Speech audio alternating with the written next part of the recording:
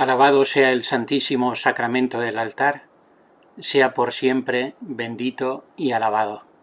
En el nombre del Padre, y del Hijo, y del Espíritu Santo. Amén. Completando la dinámica de la segunda semana, llamada y seguimiento, me gustaría dedicar la plática en este día a la Eucaristía entendida como ofrenda de la propia vida. En cierto modo, esta plática es continuación de aquella dedicada a la Eucaristía como sacrificio. Aprendemos a presentar nuestra vida, a hacer de toda ella una ofrenda agradable al Señor en la medida en que nos dejamos configurar con la Eucaristía. El ofrecimiento de obras que quizás nos han enseñado en nuestra juventud, el dar sentido a nuestros trabajos comenzando con una pequeña oración, el aceptar las adversidades y sufrimientos de la vida, decimos, ofreciéndoselos al Señor. Todo esto tiene su punto de partida y su punto de llegada en la invitación que el Señor nos hace a unirnos a su ofrenda, que se actualiza en el altar. Por esto es legítimo decir que en la Eucaristía aprendemos a hacer de la vida una ofrenda. Me gustaría brevemente dar algunas pinceladas, primero saliendo al paso de una objeción, quizás la que históricamente más fuerte se ha hecho a propósito de esto que digo, de parte de los reformadores en el siglo XVI, Lutero, Calvino, Zwinglio, Melanchthon y los que le siguieron. Objeción que está todavía presente en los diálogos ecuménicos y en el documento ecuménico importante firmado conjuntamente por la Comisión Iglesia Católica Federación Luterana Mundial, al que ya aludí, del año 1978, el título de este documento es La Cena del Señor, se ofrece una clarificación, considero muy luminosa, que ayuda a plantear bien las diferentes posturas y superar precomprensiones y críticas injustificadas. Primero, superar esta objeción que enseguida diré. Y segundo, detenerme para comprender lo que significa que la Eucaristía es ofrenda de la propia vida en un rito pequeño, puede parecernos en el contexto de la celebración eucarística, pero también de gran importancia, que es la preparación de las ofrendas en el momento del ofertorio. Vamos primero con la objeción. El documento La Cena del Señor del año 1978, firmado por la Comisión Conjunta Iglesia Católica Federación Luterana Mundial, recuerda que para Lutero, en su reacción frente a la Iglesia romana, todo aquello que le sonaba a sacrificio fue eliminado. Y efectivamente las enseñanzas de Lutero a propósito de la Eucaristía no se limitaron a doctrinas, no fueron solo de tipo teórico, sino que también él propuso una reforma del misal. Y es interesantísimo ver la evolución, todo esto en la edición completa de las obras de Lutero se puede consultar. Es interesantísimo ver la evolución desde los primeros intentos de corrección del el misal, las partes que suprime, las oraciones que le consideran incorrectas, a cómo concluye ofreciendo pues un ritual de la Cena del Señor, así designada, que poco se parece ya a la celebración de la Iglesia Católica. Pero es muy significativo advertir cómo desde el principio en esas propuestas de corrección, junto con toda mención o referencia a sacrificio, estaba también la supresión de todo aquello que implicara ofrenda. Y lo hice con palabras sabemos que es muy ácido escribiendo Lutero, con palabras pues también hirientes. Suprímase todo esto del ofertorio, que no es más que confusión y engaño a los fieles. ¿Por qué este rechazo de Lutero? Lutero considera que Cristo se ha ofrecido de una vez para siempre y que, por tanto, cuando la Iglesia realiza la misa, entendida como sacrificio, acusa él a la Iglesia romana, así designa a la Iglesia católica, está minusvalorando el único sacrificio de Cristo. Sin embargo, la Iglesia católica, como ya recordé, frente a las enseñanzas de Lutero y de los reformadores, nos da la clave para entender la unión que existe entre el sacrificio único de Cristo en el Calvario, en la cruz, y el sacrificio de la misa. No son sacrificios distintos, como si el sacrificio de la misa tuviera que añadirse por ser el de la cruz insuficiente, sino que es el mismo e idéntico sacrificio que se hace de nuevo presente. La misa representa el sacrificio de la cruz. Por eso es sacrificio propio y es sacrificio expiatorio. Todas las dimensiones del sacrificio de Cristo se encuentran en el sacrificio del altar. Por tanto, no es que nosotros repitamos algo que sucedió en el pasado, sino que somos hechos contemporáneos de lo que aconteció una vez para siempre. Esta es la respuesta católica. Por eso, la objeción luterana todavía hoy, como recuerda el documento del año 78, tiene que ver con dos expresiones que la Iglesia católica utilizaba entonces y sigue empleando ahora. Por un lado, decir que Cristo se ofrece en el altar. Y reprochan, si Cristo ya se ofreció de una vez para siempre, ¿por qué hablar ahora en presente de que Cristo se ofrece si ya está triunfante sentado a la derecha del Padre? De nuevo es importante recordar el significado fuerte de la palabra representación, hacer de nuevo presente.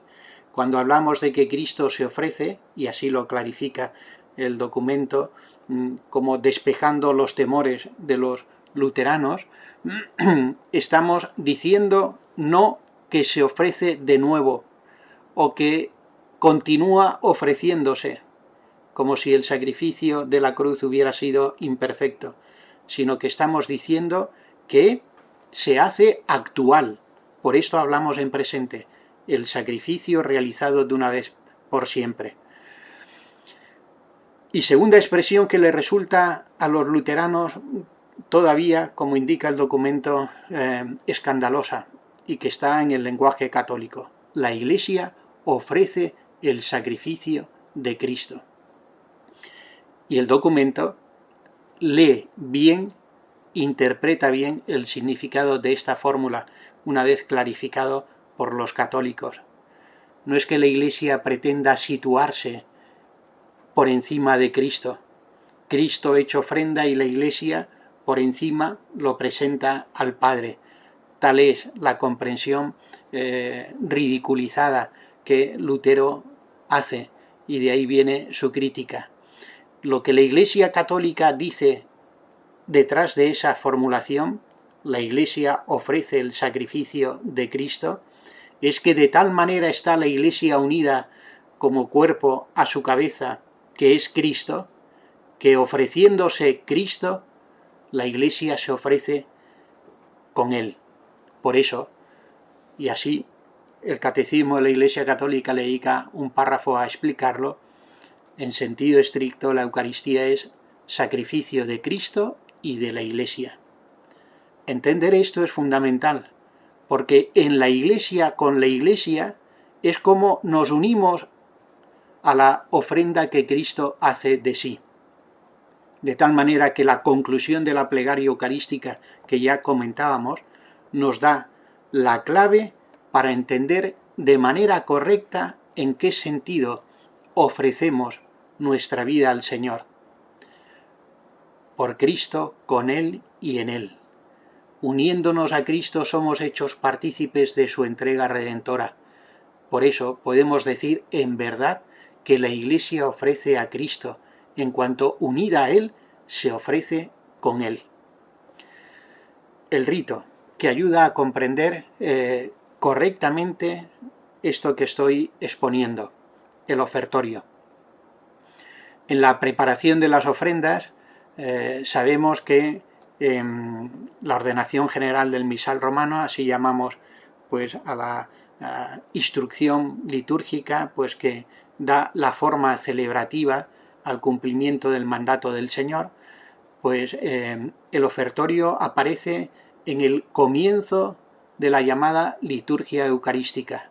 En la terminología reciente del Concilio Vaticano II, sabemos la Santa Misa tiene dos partes que son reconocibles en cualquier forma litúrgica de celebrar la Eucaristía, en cualquiera de los ritos legítimamente aprobados por la Iglesia y que tienen su origen en la tradición cristiana. Una liturgia centrada en torno a la palabra de Dios y una liturgia centrada en torno al cumplimiento del mandato memorial.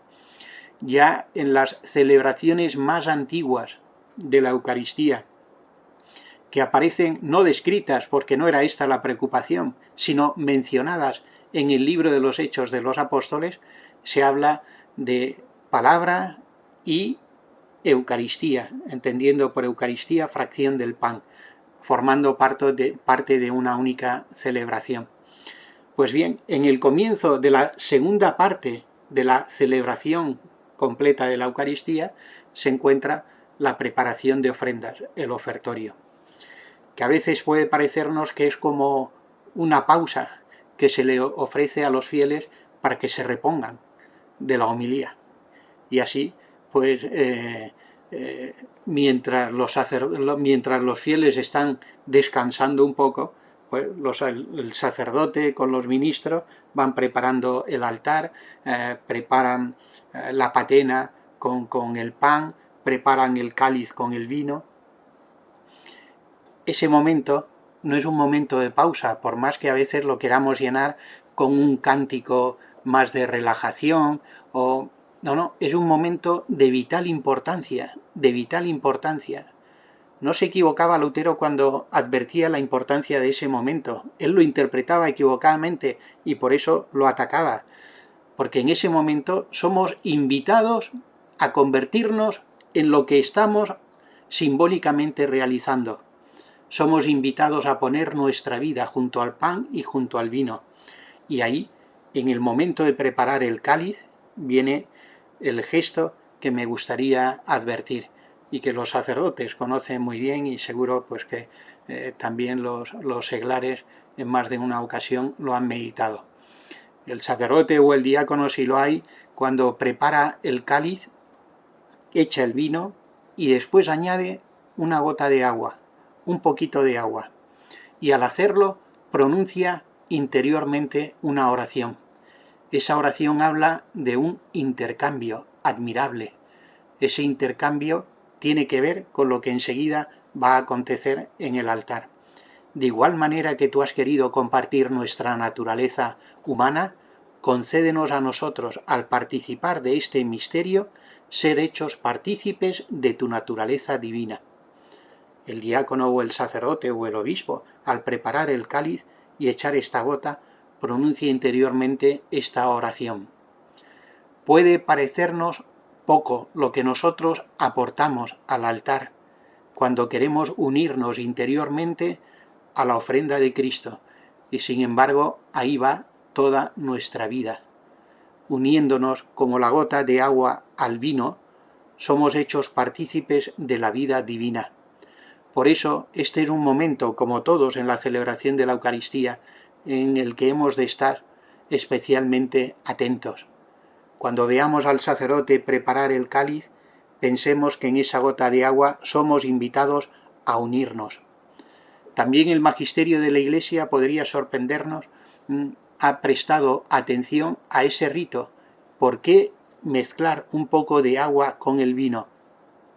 Y ya desde el Papa Inocencio III, es el que aprueba la forma de vida franciscana, pues en una carta dirigida a un obispo que había pedido retirarse a la vida monástica, y este obispo desde el retiro le pregunta algunas cuestiones relativas a la Eucaristía, le pregunta por qué la Iglesia añade un poco de agua al cáliz en el vino, y ya el Papa Inocencio III da unas razones que después pasan al Concilio de Florencia y después se repiten en el Concilio de Trento y después pasan a la enseñanza universal transmitida de manera más cercana en el catecismo romano y en los catecismos posteriores.